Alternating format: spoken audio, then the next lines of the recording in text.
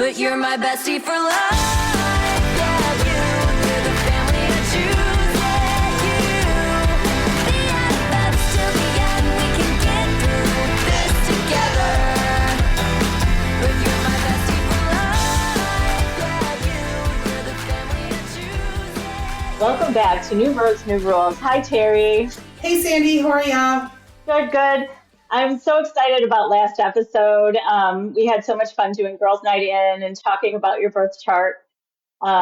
She did a great job. I'm so excited. I know. Yeah, she did. It's kind of scary how she pinpointed things and on live. That was great. Yeah. Next time you're up. We're doing it It's private. you. I'm doing it privately. Well, let's tell everybody what we have in store for them today. Well, today we're going to have Cindy and Steve Crescenzo on. They are co-founders of a successful communications consulting business. We're going to talk about the risks and rewards of starting their own company, the dynamics of being married business partners, and what it's like to welcome their son as the newest member of the team. We're going to start out with Cindy because she left corporate world to jump in and grow their own business. On a side note, everybody should know that Cindy is my sister and Steve, of course, is my wonderful brother-in-law. Hi, Cindy. Hi, Terry. Hi, Sandy. Thanks for having me. Well, we're excited to have you here, sister. I'm really excited too. This is very fun. It's very crazy that my sister and her wonderful best friend are now podcasters. I'm like, Who would have thought? Who would have thought? who are we? Who would have thought? Who would have thought? Going from singing Love Shack out on Wisconsin Dells Parkway to a Going podcast. from visiting you at DePaul University way back in the day. Getting me in trouble with my RA. We almost got you kicked out. Whatever he is today. I made it. You did. That's exactly right. Let's start talking to Cindy. I'm really intrigued by your story, Cindy, because I wanted to hear about the moment that you knew it was time to leave your corporate job. Like, tell me what that was like. Yeah, so it's kind of crazy, right? It's I was at the time working in the nonprofit arts world of Chicago, which was crazy rewarding. The bad part of that is that it was also a time where my mom was very sick and going through chemo treatments. And between my sister and myself, we were dedicated and committed to be with her every step of the way. So my lovely husband, Yeah. Steve Crescenzo, at the time already was running his business, Crescenzo Communications, which we're known for now. And but he was just a one-man show. And just saw me struggling to figure out, okay, how many paid days off do I have? How many times can I call in sick? It just was a real struggle. So I was very incredibly fortunate to have a partner in life who was like, Sin, how about this idea? I'm kind of flailing in certain areas of running my own business, and I know that you'll run with it and be successful. How about you come to work with me? And that way you can have a flexible schedule and allows you to be there for your mom. But why don't we go into business together? So that's how it all started. And it was really, really crazy. So I'm not sure there was a moment that I knew, like, now's the time. The situation just kind of presented itself as life does, right? It just kind of unfolded. Life circumstances. Exactly. Yeah. Right. And it was like, do I do this? Because there's many scary elements to it, but it was an offer I could not pass up at the time because it definitely gave me that gift of just being there for my sister, my mom, and just my family as a whole. So very cool. Yeah. Which is actually the most important thing, right? I mean, we talk about careers all the time, but the most important thing is your family and being there. It's for sure. so true. So you said it was scary. Yeah.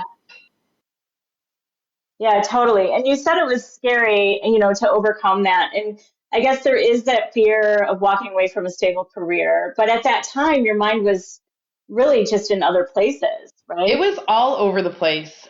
And then, Steve said to me, obviously my worst fear was, oh shit, like, when am I going to get paid? Like, I don't have a guaranteed paycheck on the 1st and 15th Right. anymore, right? But you have to know I was in my late 20s. Was I in my late 20s, Steve? I think I was in my late 20s. So very young in my career, but also had a lot of experience under my belt. And it just was a time where I said to myself, you know what? Now's the time to do it. If it doesn't work out, at the end of the day, if I'm not making enough money to make ends meet or to contribute positively to this business, I am at a time where I will go back and get a job. But this little window of time, like let's jump in with 2 feet, figure it out, and see if we can make it work, right? What would you say to somebody who's thinking maybe this is too risky or I'm not ready yet? I don't think you're ever ready, number one. If you choose to go out on your own, it is such a amazing adventure. It's such a really cool feeling when you start to put your heart into something and it forms into a career, a lifeline. I've made the best of friends doing what I do for a living. But it's never the right time, right? There's always going to be something. I just would really, I don't want to say just throw all caution to the wind and just be like, screw it, I'll do it no matter what. Right. I always just thought, what's my plan B? If it doesn't work out, what am I going to do? And I just kind of thought about that ahead of time. So Right. if there was something in the back of my head, should I, can't pay the bills that month, I would be like, okay, I need to start thinking about plan B. And I didn't want to think about it at that point.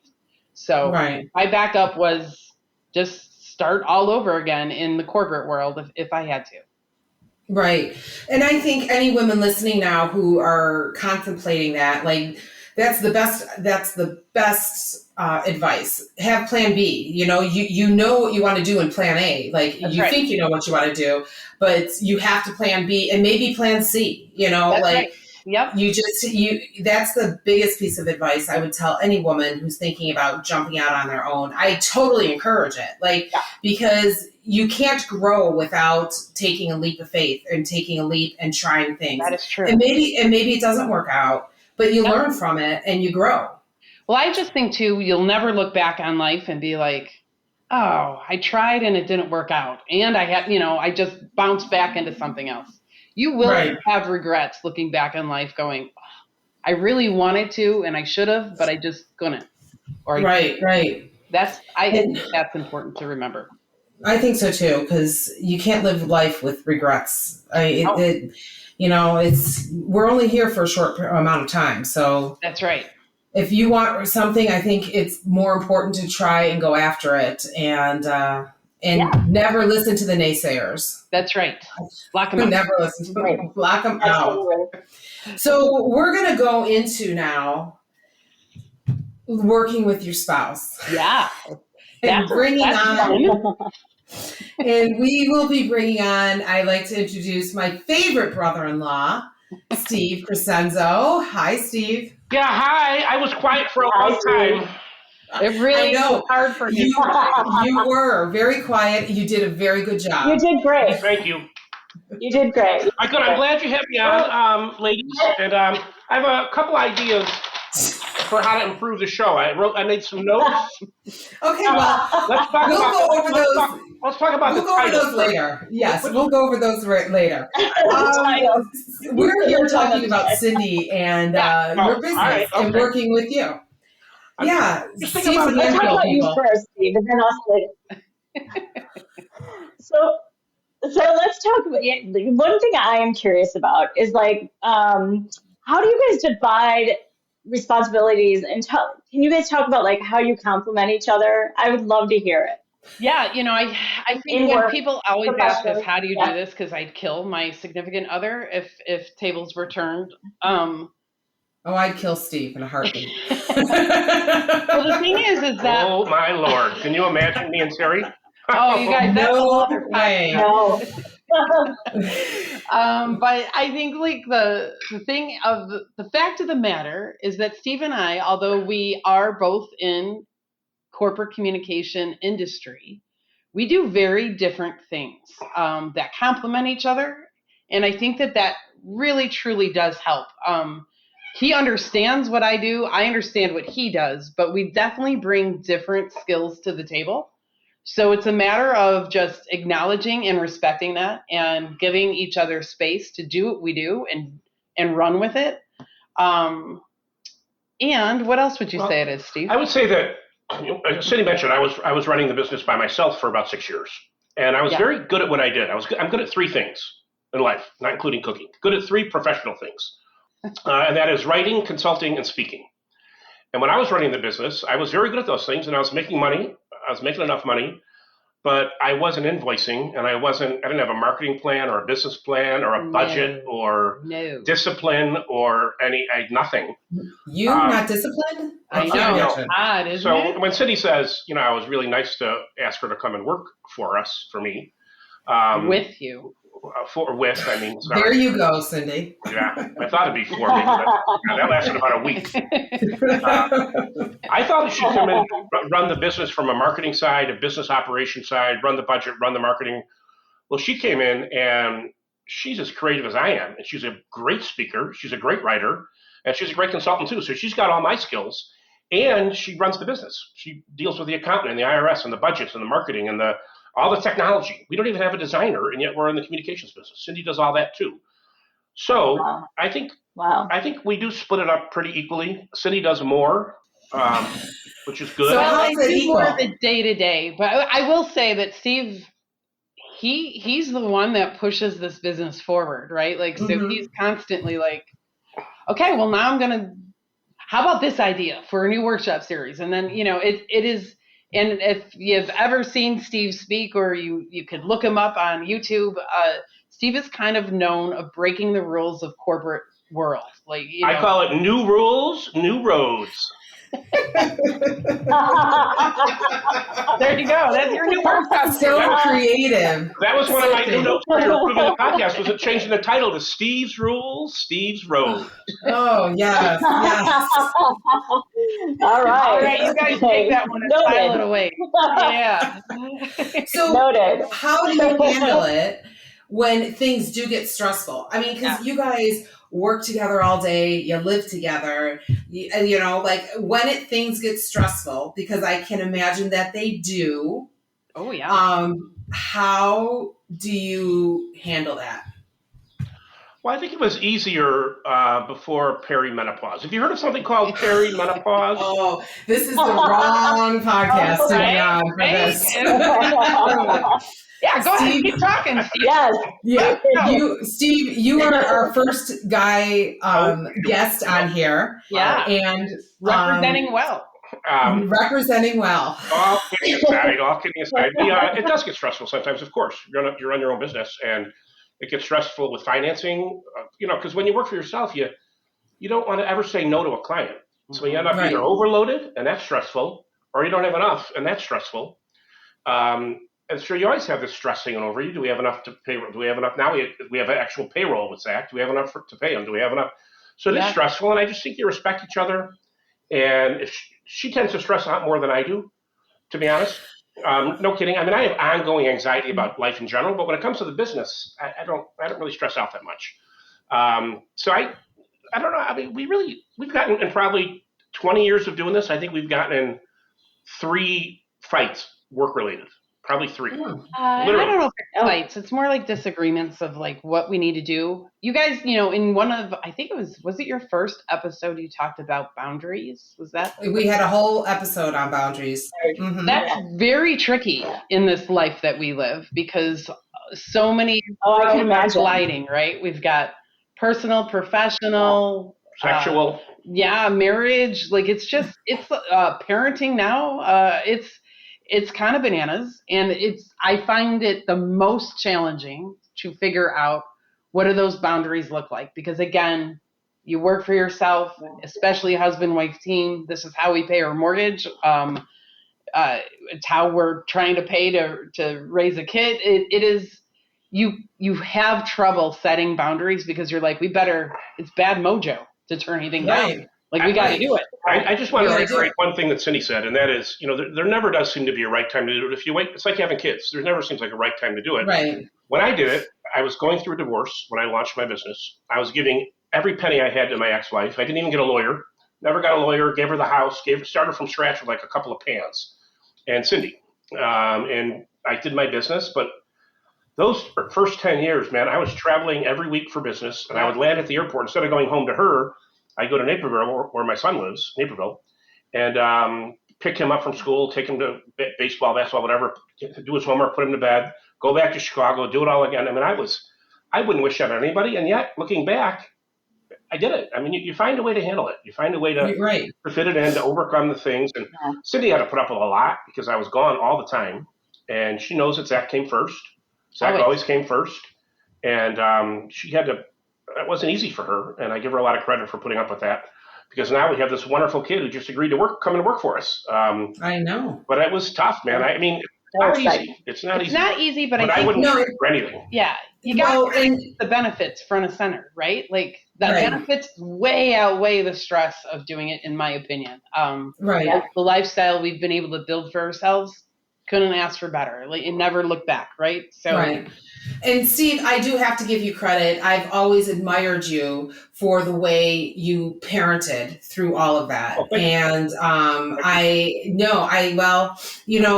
it doesn't happen. It doesn't happen all the time. And when you see that happening and whatnot, I admire you. I've always admired you because you're a great dad. Well, you're a great mom. Yes. Well, thank you. Now tell me, I want to know, what are the ground rules? Like, you're talking about boundaries. So you have to set ground rules in business, ground rules in the house, and now ground rules with Zach coming on to the team. Well, so give me some ground rules you have in all of these. I think I have an important one that I've been thinking about. Okay. So do I know of this? I think you do. I don't think I've ever articulated it to you, but you'll recognize it in a second. Okay. First of all, with Zach, before we hired him, I mean, you can't have a better father-son relationship than me and him, I don't think. But he still said, "Dad, when it comes to working for you, I want to report to Cindy." And I said, "Yeah, that makes perfect sense. So that's that one ground rule. The second one is, we have very different work habits, let's just say. Yeah. Cindy is the traditional, she's up at 8 o'clock every day, at her desk by 8:15. She works, she goes to Pilates every day. She gets to be about 5:36, and she's done. Like, that's it. She clock out. She works like a normal human being. I don't get up until I have the first meeting of the day. But I even if that first meeting's at like 1. That seems early to me, but yeah. But I work hard. I work different hours. I work in spurts, and I work in different hours. And if it was up to me, I would never schedule a meeting before 9. And I would probably, if I was by myself, as much as I love cooking, I love eating, I love drinking wine with Cindy, we do it every night. We stop at 6 o'clock, and we start preparing the meal, and we pour a glass of wine, and we stop work. If it wasn't for Cindy, I would probably grab a sandwich. As much as I love cooking, I would probably grab a sandwich and power through until 10 o'clock most nights, because I'm just getting going. But at 6 o'clock, we stop, no matter what. And I think that's important that I respect that with her, because I'm the one who has the oddball hours, right? So she wants to stop at 6 and have a life. And what do we say? It's time to come home. Well, it's time to come home. So, we always, every day, we at least have 2 virtual meetings, if not more. That's the way our life works now. And we teach a lot of virtual workshops. So we're constantly wired up, tethered up, mic'd up, always. 6 o'clock comes around, and the physical action of putting all of that, I should have brought it over so you could see it. It's a plastic bin that we throw it all into. This is the radio. They can't see it. I know. And it's labeled Steve's office. And I throw everything in the plastic bin, and it goes off to the side. Like, we are coming home. That's our coming home. Yeah, by the way. That's our commute. By the way, Cindy has an office, and I have a box. That's what happens when you get up at 8:15. Right. You've got to put the hours in, dude, to get an office. I do think that's the biggest thing. And I also think the other thing is just like, I always push her. She's like, "Okay, we're too busy. I can't go to Pilates." I'm like, "Absolutely not. I'll stop working right now. I'll go sit outside on the steps. You're going to Pilates." That's true. So you got to respect that. You got to. That is seriously my sacred I time. love that. It's my thing. Yeah. Mhm. We also Yeah, have I love the balance that you guys. yeah, you have to try to find it somewhere, right? Mhm. Yeah. We also have a rule as far as, you bring on a new employee that is your son and he's only 26 years old. He'll be 26 July 19th. But man, they communicate differently. It's funny, we're a communication company. So like email is not we might as well chisel something in stone if we email them. Right. Like what are you, everything is instant message, text. So Yep. we made a point to make sure it was a Microsoft Teams chat for work stuff. And rarely, I mean, sometimes you do it on accident because you forget, but rarely do we put any kind of work request comment in our family text thread. Text thread. That's Mhm. like a big no. It goes into Teams, put it over in there, and it's understood that if it is after 6:00, you don't have to look at it. And I'm shocked at how surprisingly good I've been about keeping boundaries with Zach. I mean, Yeah. for real, because I know that if it starts eating away at our personal relationship, then I can't have that. That's right. So I'm Well, really see, I think that, go ahead. but I think it's, you say that, but I think you respect that relationship so much that it kind of is easy to respect those boundaries. It is. That's true. So- Absolutely But right. I still will be like late. You'll still be Steve. Yeah, because I'm still at 10:00. I might be working. After our shows and after Cindy might go to bed early, I might be working.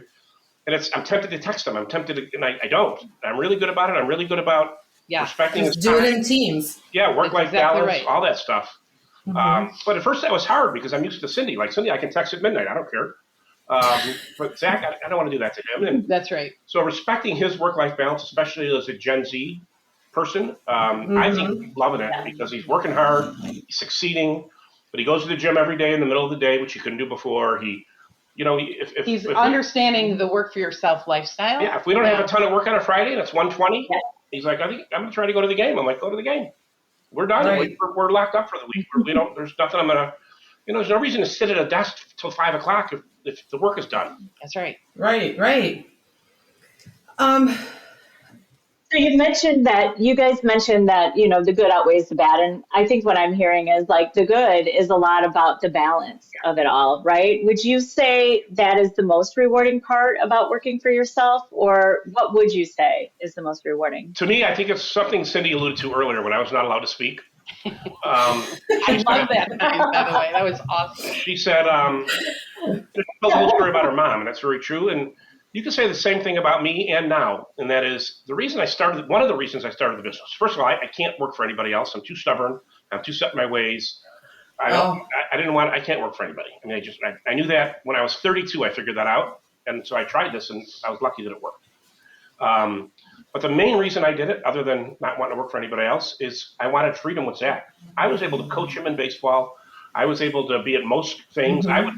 I would have to drive to Naperville an hour and a half in traffic, and I'd go to church, which I hate. I hate the Catholic Church. And I would watch him do a one-sentence reading just so I didn't miss it, and then drive all the way home again. But I did that because I didn't miss a thing, and that's because I worked for myself.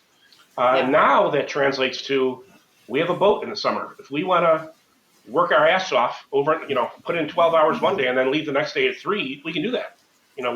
Right. I mean, it's not that when you work for yourself, you basically have a lot of bosses, but you can structure your time and your schedule so that you do get to do what you want to do. If we want to take a break off, we will find a way to make it happen. That's what I love the most about working for ourselves. Yeah. And whatever money you make, It's yours. It's yours. I worked for one. I made a lot of money at the one real professional job I had. I was doing seminars for somebody, and he made a lot of money, and I made good money. And I was like, wait a minute, I'm the one. I mean, he gave me my opportunity. I love the guy. But I was like, wait a minute, I'm doing it.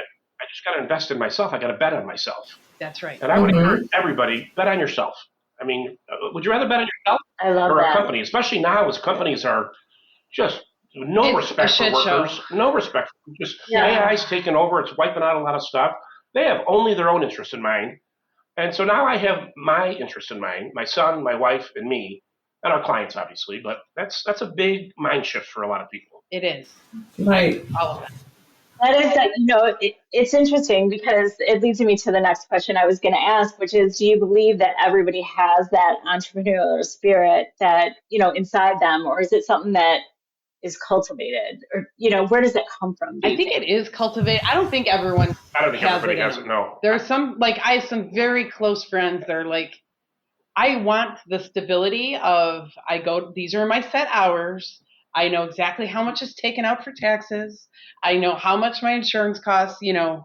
That is a complete gamble day to day, it seems, when you work for yourself. I know a lot of friends, and it's not a bad thing. It's just they don't choose to do the entrepreneurial thing. They'd rather have Right. a set, more stable, for lack of better words, kind of lifestyle. And I get that. Yeah, I agree with you. Right. I don't think So- everybody has it, but I do think, Terry, I think that not everybody has it, but I think a lot more people have it and don't act on it. Right. I really do, and I think that I've always been a gambler, as you know, Terry. I like to gamble.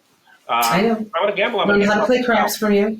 Yeah, and we did good, didn't we? We won some money. We did do well. I haven't played it since that night. We got But it is a different mindset. That's because somebody walked up and just like, Yeah, somebody. somebody. The goop. And exactly. And everything went downhill from Yeah, there. we got mush. We got mush. But it is a mindset that if you work for yourself, it's always nerve-wracking. And also, it's more nerve-wracking than having a regular job. It's also, I think, far more rewarding. Yeah. Far more rewarding. Yeah. Having a regular job is nerve-wracking too, especially if you have a bad boss or you don't like what you do, or that's Right. everything's nerve-wracking in life. Everything's right? in a state of flux. Everything is stressful. I'd rather go through it on my own for myself and my family than for somebody else. That was always my Right. But I don't So think you it's guys- black market. go You ahead. don't want to do that. Right. You guys have talked about, bringing Zach in and, all the boundaries you've set up. But now, like, you're building this for, like, the next generation. So what does that mean to pass down a business and the business values to your son? That's such a good question. I think we ask ourselves that all the time. What are we doing? Yeah, it's terrifying. It's the most rewarding thing I've ever done, and it's the most terrifying thing I've ever done. And I think I took three big shots in life. One was starting my own company when I had zero money, and I was going through a divorce, like I talked about. Two was taking a chance and saying, Cindy, why don't we give this a shot? Knowing that then we had to make enough money to Cover us both. And cover my son, which was it's like having a third member of the family. There was no divorce money like paying bare alimony, like whatever, child support, whatever. It was like full time. And then three, the biggest thing, and I think this was the most scary thing, was hiring Zach, because now, Cindy was 28 or whatever when you started, 29. Late 20s, yeah. But she's an adult at that point, and I'm 30. I'm a little older, but she's an adult. She can make her decisions. I feel like okay, now I just put my son, his whole future, his career, on me now, which I can't think that way. No, you can't. He's going to make it. And he's doing great. I think we said we hired him for a year, right? We landed a big project, and I said we have this money. At the time, he happened to his company just closed because they were an affiliate of Google. Google cut off their funds, closed the company. So I don't believe in God, but I believe in karma and fate. Right when we got this big account, he lost his job. And I said, you know what, Zach, we have enough to pay you for a year.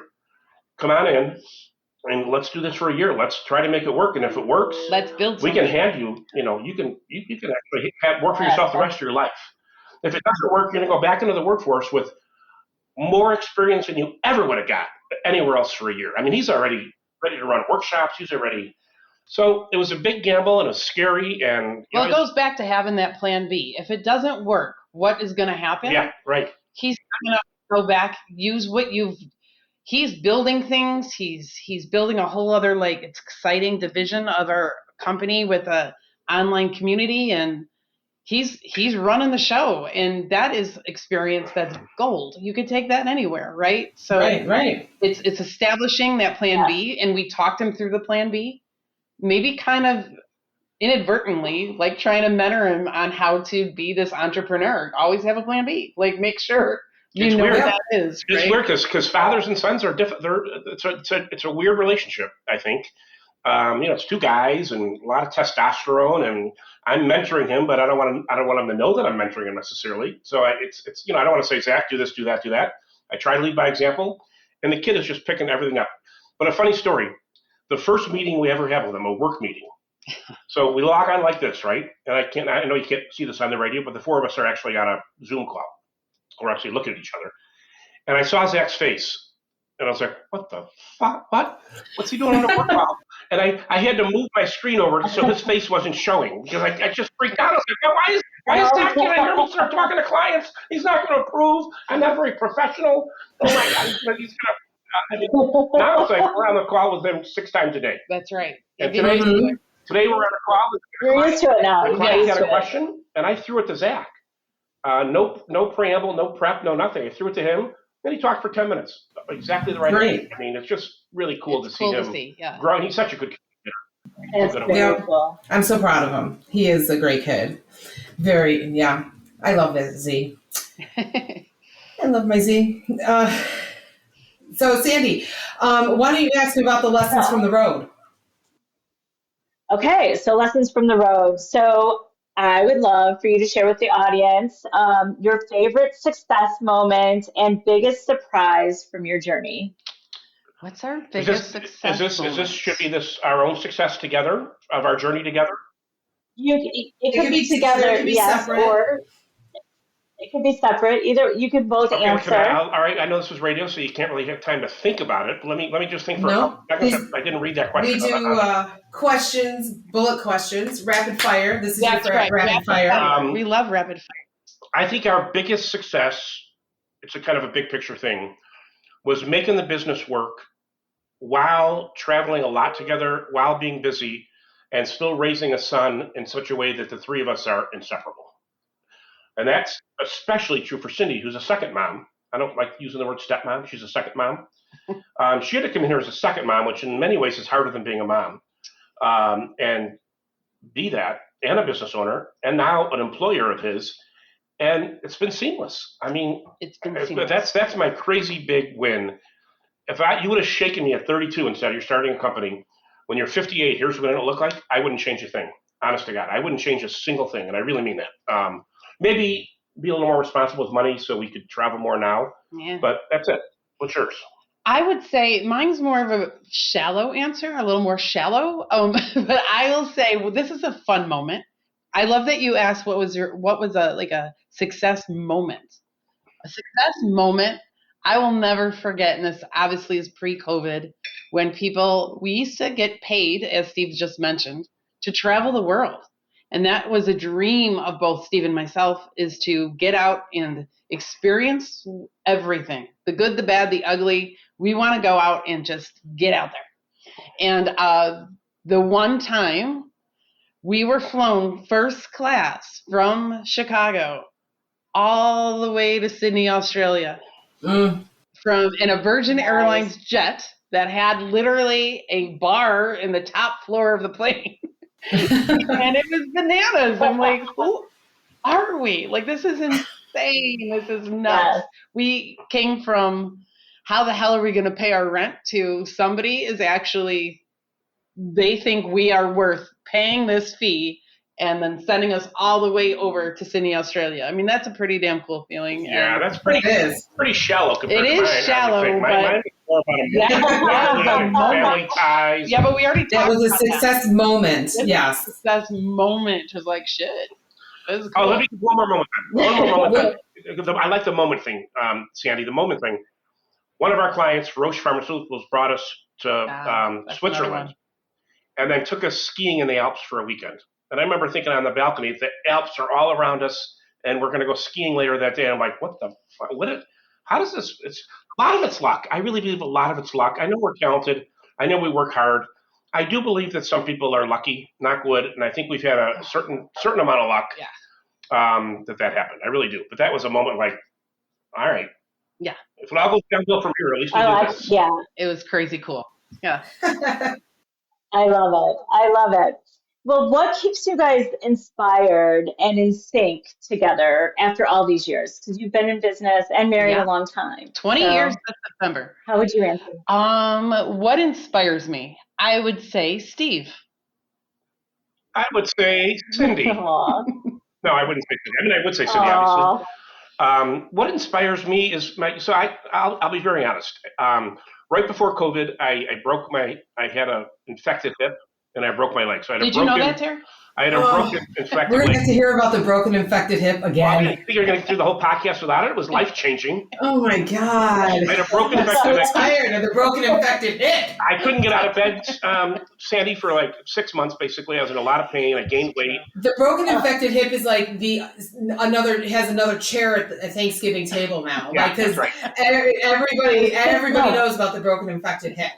Yeah. So during that time, a couple things that I'm proud of is that Cindy stepped up, and she had to fly to Nebraska and do a presentation in front of the CEO, which normally I would have done most of that, and she did it all on her own.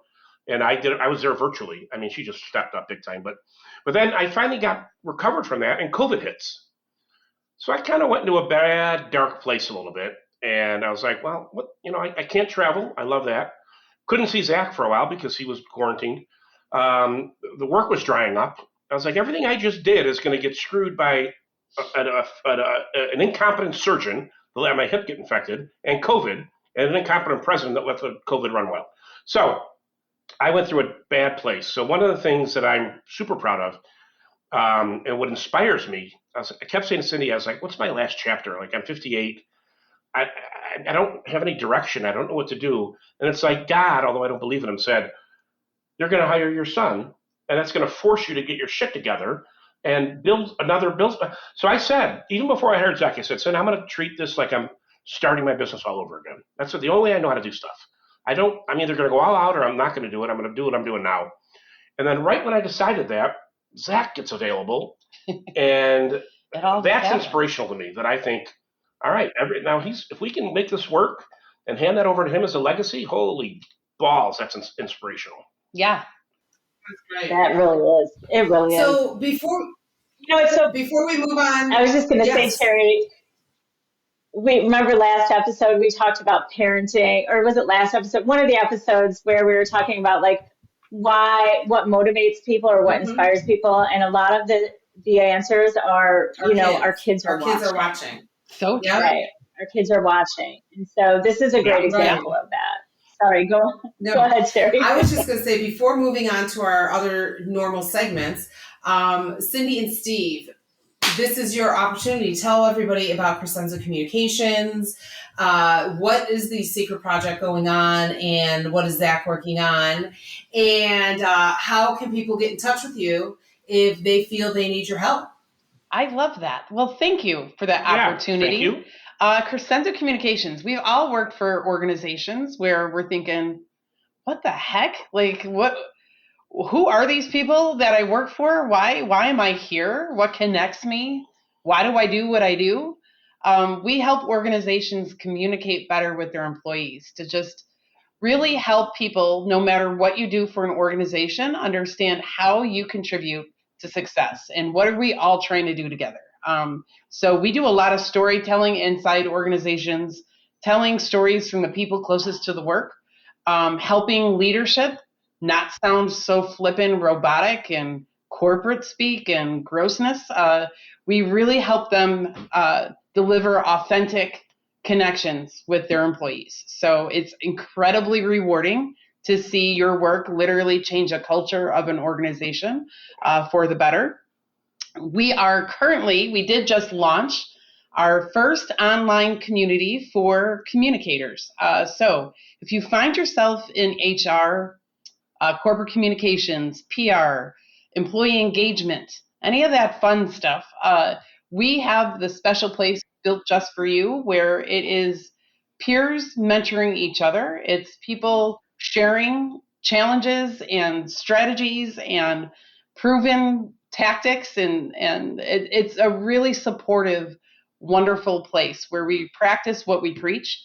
We help people get through a lot of challenging issues. In this day and age, it's super hard out there to figure out the right message for your employees with so much craziness going on. So you can find us at www.crescenzocom.com. Because that's so easy to spell, it is CRESCENZOCOMM.com. Would you say that small business owners could join your? Anyone they have with to learn no how. Yep. They have to learn how to talk to employees. Anybody So it's not just for corporations. It definitely isn't, and that's a great point. We have had the pleasure of working with organizations of all shapes and sizes. If you have employees, and especially if you're a growing business, like slowly but growing, those growing pains are hard, and it's really hard to go from mom and pop place to, oh my gosh, I have 10, 15, 20, 25, 30, 50, 100 employees. Like, it's as you start doing that, A, good for you, but B, it comes with a responsibility to understand how to engage your workforce. Fantastic.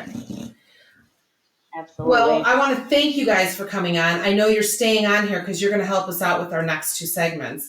But I do want to say thanks for coming on and talking to us. Thanks for having us. Thanks for having fun. us. Thank you. I just want to applaud what you two ladies are doing. Yeah, I was going to do that.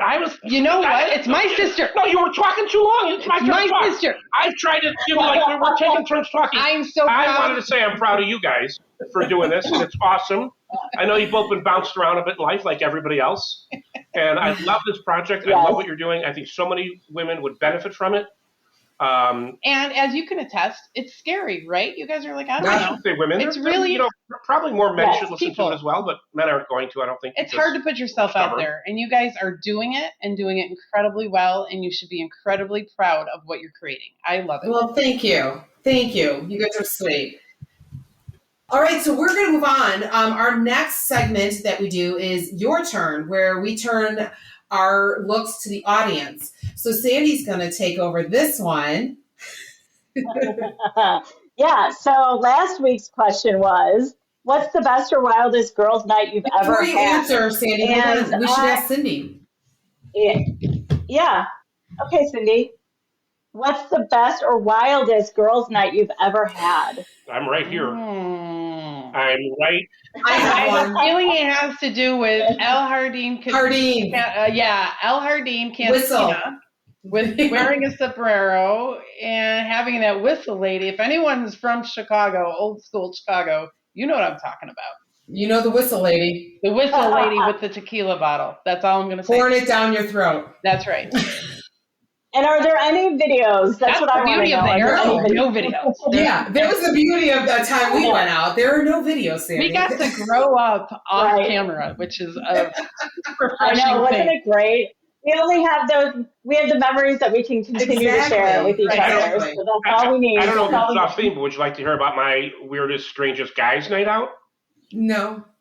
Okay, real quick. What is it? It was I was 19, The Sons of Buns? and it was me and my best friends Tim and Donnie. We're driving from Chicago to Eastern Illinois University, and we got in the car and Donnie was driving, and about 20 minutes into it, he reveals that he had taken acid. Him and Tim had both taken acid, and Donnie's driving, and I'm in the back. So then I took acid, but I'm behind them. I'm late, and we're just chugging beers, and we're on acid, and we're going to Eastern Illinois University. And we ended up pulling over to urinate. Sorry, ladies. And he parked diagonally on the curb. And we got out of the car and a bunch of beer cans spilled out. And I put my beer can on top, the one that I was drinking, and we're all urinating. And a state copper pulls up right behind us. And these two, meanwhile, had stripped naked and were fighting on the side of the road. Naked. As they do. As we do. Yeah. And a copper pulls up right at that point in time. Oh. And so that was fun. So go ahead. Sorry. What's the next And one? what happened? That's a good Were story. you all arrested? No, my dad was a cop. Tim's dad was a cop. Cop kids. And Donnie was in just Oh, Donnie damn just came out cop of the kids. military. We just talked and we were polite to him, and he just said, he's from Southern Illinois. He goes, "This is my yard. This highway is my yard, and you're pissing in my yard. What if I came to piss in your yard?" And we just cleaned everything up, and he didn't even take our beer. That's how it was back then. He didn't even take our beer. Just got us on our way. Cop kids. I know. Those were the days. Oh my gosh. All right, Sandy, tell us. So, all right. So the thing is this has never happened to us No. before, but we do not have What? anybody. We did not have one person Tell us about respond. their girls' night. Why not? I know. I thought maybe they were reluctant to share.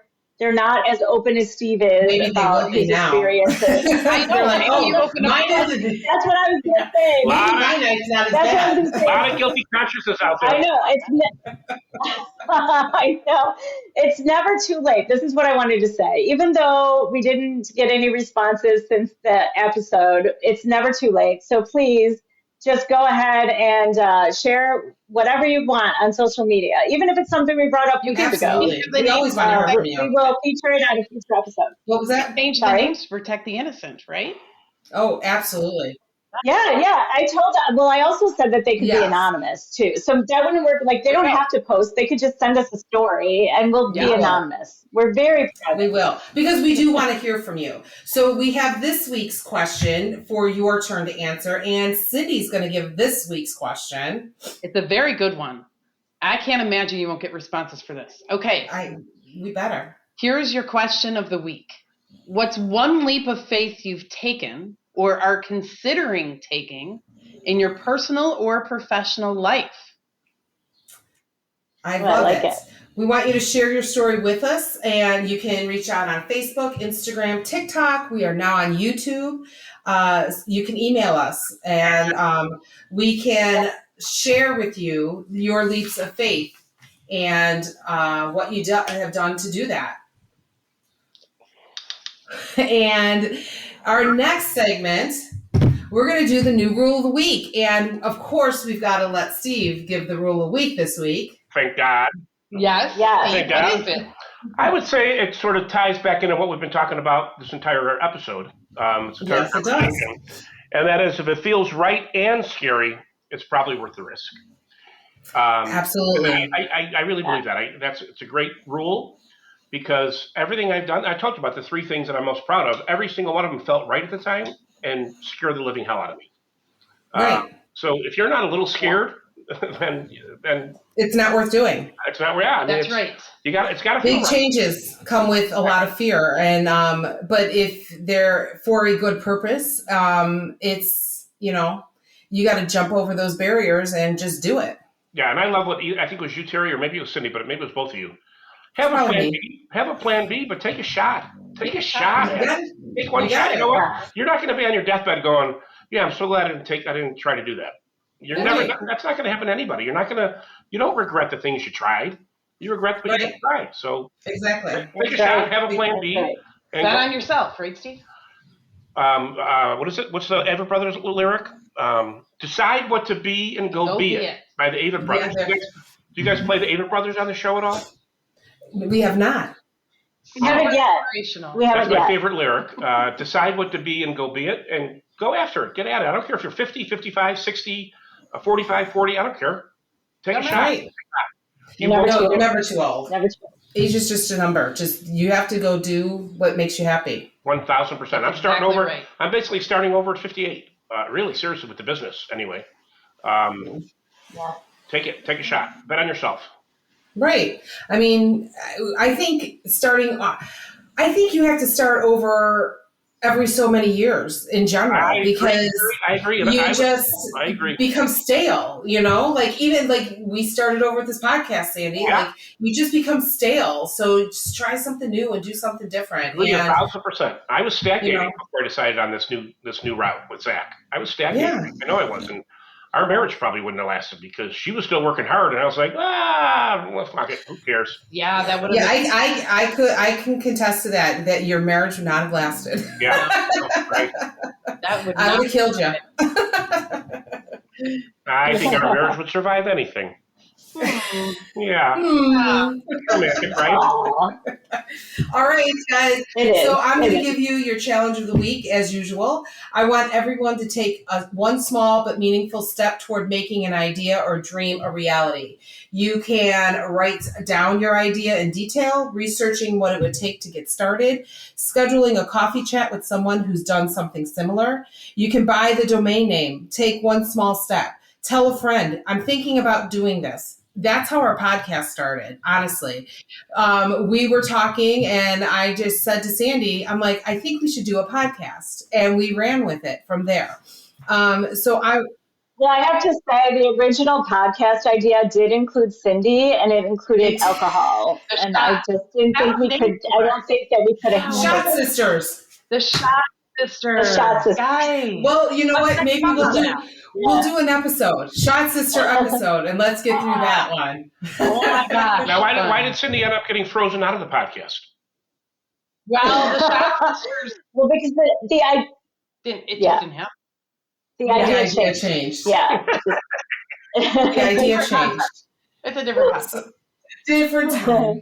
All right. Well, this is the end, folks. But thank you so much for coming on again. It's been fun. It's always a good time with you Thanks for guys. having us. Really It was inspirational. really fun, and keep doing what you're doing. It's awesome. Absolutely. Oh, absolutely. Thank you. Thank you. And remember, every road leads somewhere new. And the best part, we get to make the rules. But you're my bestie for life.